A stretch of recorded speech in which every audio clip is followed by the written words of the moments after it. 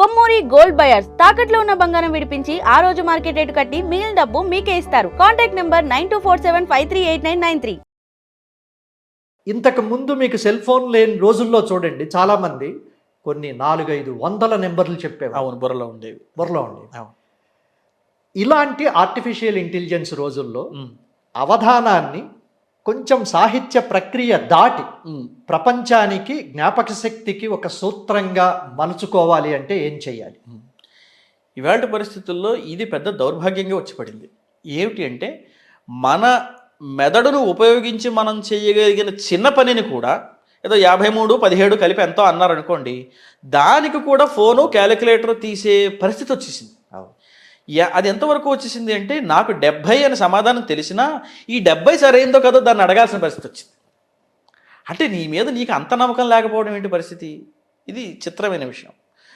కాబట్టి artificial intelligence ఎంతవరకు పనిచేస్తుంది అన్న దాని మూలమే మనం కొన్ని లక్షల కేస్ స్టడీస్ని దానికి మనం ఇన్పుట్గా ఇస్తే, వీటన్నింటి యొక్క అనుభవ సారాన్ని దాన్ని తీసుకుని వీటన్నిటి సారాంశంగా అది ఒక కొత్త సమాధానాన్ని ఇస్తుంది. దాని మూలం అది. అయితే ఆ ఇచ్చినటువంటి వాటి యొక్క ఇన్పుట్స్ యొక్క విస్తృతి ఎంతటిది అంటే చాలా అనంతం. కొన్ని కోట్ల లక్షలు ఇచ్చిన కారణంగా అది దానికంటే ఎక్కువగా ఇస్తుంది.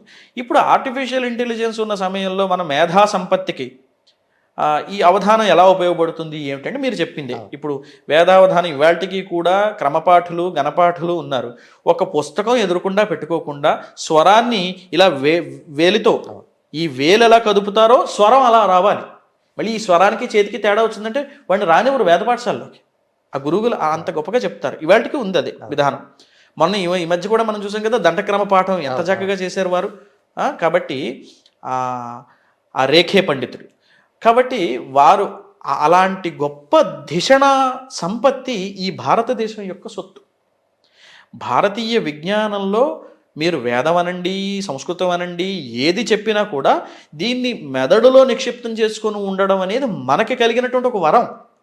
ఇవాళ దాన్ని మనం మర్చిపోయి కంప్యూటర్ని అడుగుతున్నాం అంటే ఈ చిత్రమే ఇది ఎక్కడి దాకా వెళ్ళిపోయింది ఈ స్థాయి అంటే, అది మనల్ని అడుగుతుంది I'm checking whether you are human or not అని దానికి పాస్వర్డ్ కొట్టాలి. మిషను నువ్వు మనిషివా కాదా అని నిన్ను అడుగుతోంది అంటే మనం ఏ స్థాయిలో ఉన్నాము ఆలోచించండి. ఇది ఒక విధానం. రెండోది, ఆర్టిఫిషియల్ ఇంటెలిజెన్స్ ఉన్న సందర్భంలో ఈ ధారణ శక్తి ఎలాగా, మనం ఏమిటంటే చాలా వరకు విషయాలకి మనం ఎలా అంటే మనకు చిన్న చూపు ఉంది. ఈ విషయం అంత పట్టించుకోదగిందా, దీని బుర్రలో అంత పెట్టుకోవాలా అని వదిలేస్తుంటారు. కానీ ఏది అక్కర్లేదో దాన్ని మాత్రం బోల్డ్ నెత్తి మీద అక్కర్లేని విషయాలు 190 పెట్టుకుంటారు. కాబట్టి మనం ఏది మనం దృష్టిలో ఉంచుకోవాలి, ఏది దృష్టిలో ఉంచుకోక్కర్లేదు అనే ఆలోచన చేయడంతో పాటుగా దీన్ని బుర్రలో పెట్టుకోవడానికి ఇప్పుడు 4 వాక్యాల పద్యం ఉంటుందండి, 4 పాదాలు ఉంటాయి. 4 పాదాల పద్యం నీ బుర్రలో ఉండాలప్పుడు నాకు 10 నిమిషాలకి అది బుర్రలో ఉందనుకోండి, మీకు 5 నిమిషాలకే ఉండొచ్చు. ఇంకొక ఆయనకి 20 నిమిషాలు పడితే కానీ ఆ పద్యం బుర్రలో ధారణ కాకపోవచ్చు. వారి వ్యక్తిగత సామర్థ్యాన్ని బట్టి అది ఆధారపడి ఉంటుంది. అయినప్పటికీ దాని మీద కృషి చేయాలి. లేదు నాకు ఎక్కట్లేదు కదా అని మర్చిపోతాను అంటే, మీరు చెప్పినట్టు మన ఫోన్ నెంబర్ కూడా మనం మర్చిపోయే స్థితికి వచ్చేస్తాం. వచ్చేసి ఇది ఎంతవరకు వెళ్ళిపోతుంది అంటే, సొంతంగా మనం ఆలోచించే స్థాయి పోయి మనం ఆలోచించడానికి కూడా ఇప్పుడు ఇది నా పరిస్థితి, నన్ను ఏం చేయమంటావు అని మనం చాట్ జీపీటీని అడిగే స్థితిలోకి వచ్చేసామంటే అది దాని యొక్క భవిష్యత్ పరిణామాలు, పర్యవసానాలు చాలా తీవ్రంగా ఉంటాయి. అది మనం ఎదుర్కోవాలి. అందుకే మాలాంటి వాళ్లకు లేదా కొత్త తరానికి మిమ్మల్ని చూస్తే ఆశ్చర్యంగాను అద్భుతంగాను ఉంటుంది. ఏమిటిది, ఎలాగా నా దగ్గర పేపర్ ఉన్నదే నేను చెప్పలేకపోతున్నాను, పుస్తకంలో ఉంది చదవలేకపోతున్నాను. ఈయనేమో ఏదో కొత్తది అడిగితే చెప్పి మళ్ళీ అప్పచెప్పి మళ్ళీ చాలామంది అవధానులు వాళ్లకు బాగా నచ్చిన పద్యము ఇంకేదో అవధానంలో కూడా చెబుతూ ఉంటారు. ఇప్పుడు మీరు ఇందాక అన్ని చెప్పారు, నన్ను ఇలా రాజమండ్రిలో అడిగారు, తిరుపతిలో అడిగారు అంటే అది మీకు ఆ క్షణం ఆశు, ఆ క్షణం సమస్య పూరణ. కానీ దాన్ని మళ్ళీ మీరు జీవితం అంతా తెస్తూనే ఉన్నారు. అంతే. అంటే మీకు అది అలా గుర్తుండితే ఇది సింపుల్ అండి. మనం ఆధునిక కాలంలో కూడా చెప్పాలంటే మనకి డేటాబేస్లను ఉంటాయి.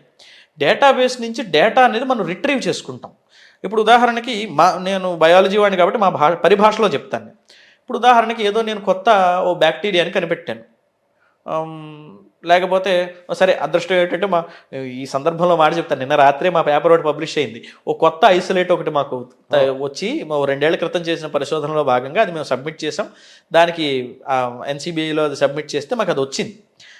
ఒక కొత్త ఐసోలేట్ అంటాం దాన్ని, ఒక కొత్త స్ట్రెయిన్. ఇప్పుడు ఉదాహరణకి దాన్ని చేసి మనం ఒక NCBI మాకు ఒక డేటాబేస్ ఉంటుంది, national centre for biotechnology information అని ఉంటుంది. దాంట్లో పెడతాం. ఎవరో ఒక శాస్త్రవేత్త ఏదో ఇటలీలోనో ఏదో దేశంలో ఉండి ఆయన ఈ బ్యాక్టీరియా మీద పనిచేద్దాం అనుకున్న ఆయన దాన్ని కొడతాడు. అందులో ఆయన డేటాని రిట్రీవ్ చేసుకుంటాడు. ఇప్పుడు మనం డేటాని ఇన్పుట్ చేస్తే ఆయన డేటా రిట్రీవ్ చేసుకుంటాం. అలాగే వారు చేసిన పరిశోధన, ఇప్పుడు మేము ఉన్నాం, నేను వరి మొక్కల మీద పరిశోధన చేస్తున్నాను, మాకు కావాల్సిన జీన్స్కి సంబంధించిన ఇన్ఫర్మేషన్ అంతా కూడా మేము దాని నుంచి మేము తీసుకుంటాం. RAPDB అని మొదలైన మాకు ఉంటాయి, వాటిల్లోంచి తీసుకుంటాం. ఈ తీసుకున్న కారణంగా ఇది ఏమిటి, డేటాని రిట్రీవ్ చేసుకుంటున్నాం. ఇప్పుడు మా కోణంలో ఏమిటంటే మా డేటాని మేమే రిట్రీవ్ చేసుకోవాలి. నేను ఎక్కడో తిరుపతిలో చేసిన అవధానమో లేకపోతే విశాఖపట్నంలో చేసిన అవధానంలో ఇప్పుడు చెప్పాలి. ఇంకో విషయం చెప్తాను. నిన్న రాత్రి జరిగిన ఒక సంఘటన చెప్తాను. నిన్న రాత్రి చిరంజీవి భరత శర్మ ఇక్కడ శతావధానం చేస్తున్నాడు బొగ్గులకుంటలో. ఆ అవధానానికి నన్ను ఒక విశిష్ట అతిథిగా పిలిచారు. నేను వెళ్ళాను. సరే, సోదరుడు అవధానం చేస్తున్నాడు, అవధానం చూడడం ఇష్టం, చేయడం కంటే చూస్తే చాలా ఆనందంగా ఉంటుంది కదా, వెళ్ళాను నేను. ఇంకా అతిథులుగా వచ్చినటువంటి వాళ్ళు ఎవరంటే GM రామశర్మ గారు, శతావధాని గారు, చాలా గొప్ప పండితులు. పాలపర్తి శ్యామలానంద ప్రసాద్ గారు, చాలా గొప్ప పండితులు తెలుగులో కదా, ఎంత గొప్ప పండితులు. వీళ్ళందరూ వచ్చారు, వారు అతిథులుగా వచ్చారు అక్కడ.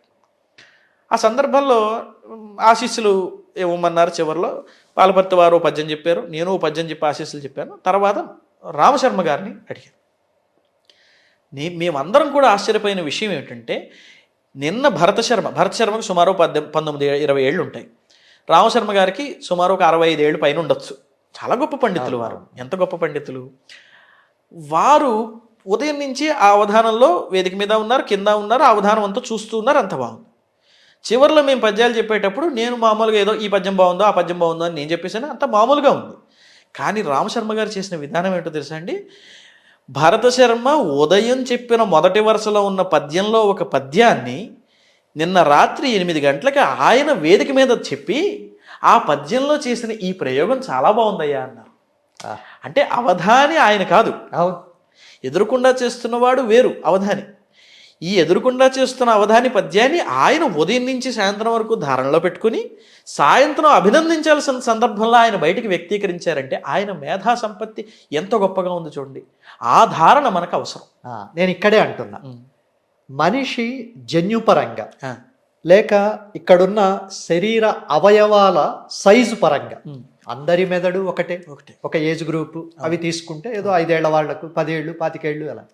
మరి మెమొరీలో ఇంత తేడా ఎందుకు వస్తుంది? మెమరీలో ఇంత తేడా ఎందుకు వస్తుంది అంటే దానికి స్పష్టమైనటువంటి సమాధానం ఏమిటంటే పరిశ్రమలో తేడా.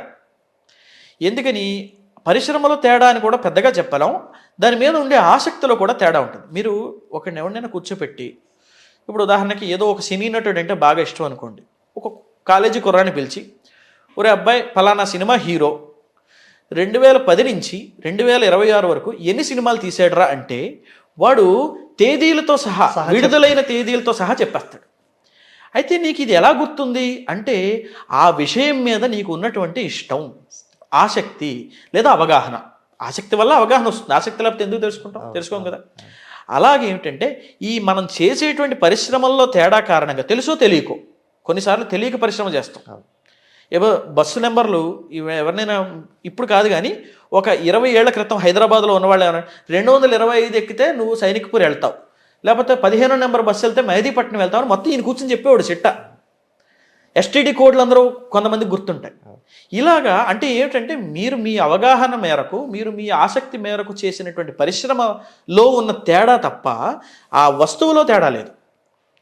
మనం చేసేటువంటి పరిశ్రమలో మాత్రమే తేడా ఉంది. కాబట్టి నాకు ఎంతవరకు ఇష్టం, నేను ఎంతవరకు, పైగా కొన్నిసార్లు ఇష్టం కంటే కూడా నాకు అవసరం ఏర్పడుతుంది. ఇప్పుడు నేను అవధానంలో మీరు ఏదో గొప్ప పండితులు, మీరు అడగవలసినటువంటి ప్రశ్నను నేను ఎదుర్కోవాలి అంటే నేను ముందు ఇంట్లో నేను కొంచెం నా బ్యాగ్ నేను సర్దుకు రావాలి, లేకపోతే కుదరదు. కాబట్టి నా తూణీరంలో కొన్ని బాణాలను నేను సిద్ధం చేసి పెట్టుకోవాలి, లేకపోతే పెద్ద పండితుల్ని ఎలా ఎదుర్కొంటాం. ఇప్పుడు సందర్భంలో ఇంద్రుని కళ్ళు వేయి అని ఎవ్వడు పలికిన మూర్ఖుడే కదా అని ఒక సమస్య ఇచ్చారు.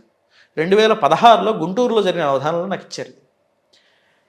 నిజానికి అప్పటికి నేను చాలా కొత్త. 2014లో అవధానం ప్రారంభించాను, 2016 అంటే చాలా చిన్నవి కదా. అప్పుడు ఆ సమస్యను ఎలా ఎదుర్కొంటాను? దానికి గొప్పగా నన్ను కాపాడిన వాడు ఎవడంటే చామకూర వెంకట కవి. విజయ విలాస కావ్యంలో చంద్రప్రస్తర సౌధకేలన పర శ్యామాకుచద్వంద్వ నిస్తంద్ర ప్రత్యహలిప్త గంధకలనా సంతోషితద్యోధుని సాంద్రప్రస్ఫుట హాటకాంబుర చంచరీకోత్కరంబు ఇంద్రప్రస్థపురంబు భాషలు రమా హేళా కళావాసమయ్యని మొట్టమొదటి పద్యం కథాప్రారంభంలో రాశాడు. ఈ ప్రాస చంద్రప్రస్తర నిస్తంద్ర ప్రత్యహలిప్త గంధకలనా సంతోషిత జ్యోధుని సాంద్ర ప్రస్ఫుట, చంద్ర నిస్తంద్ర సాంద్ర మూడొచ్చే. ఇంద్ర ఎలాగూ ఉంది, ఇంద్రప్రస్థపురంబు, ఇంద్రుని కళ్ళు వేయి అన్నాడు. ఈ 3 పదాలని పైన తీసుకొచ్చి 3 ప్రాసల్లో పెట్టాను. చంద్రవంశం పరంగా పద్యం చెప్పాను, అయిపోయింది. ఆ ధృతరాష్ట్ర ధూర్త రాజేంద్రుని కళ్ళు వేయి అని ఎవడు పలికిన మూర్ఖుడే. కళ్ళు లేని వాడిని 1000 కళ్ళు ఉన్నాడంటే వాడు మూర్ఖుడే. ధృతరాష్ట్రుడికి కదా, ధృతరాష్ట్రుడికి 1000 కళ్ళు అన్నాడంటే వాడు మూర్ఖుడు. ఆ ధృతరాష్ట్ర ధూర్త రాజేంద్రుని కళ్ళు అని అక్కడ సమస్య వచ్చింది. కాబట్టి ఈ పరిశ్రమ మనం ఇంటి దగ్గర చేసిన కారణంగా మన ధారణ నిలబడుతుంది. ధారణ నిలబడిన కారణంగా ఎక్కడ అవసరమో అక్కడ దాన్ని తీసి మనం వాడేటువంటి పరిస్థితి మనకు వస్తుంది. అందుకు అవధానం అనేది అవసరం. అందుకు ఈ ధారణ అంటే మీరు చెప్పిన దాని ప్రకారం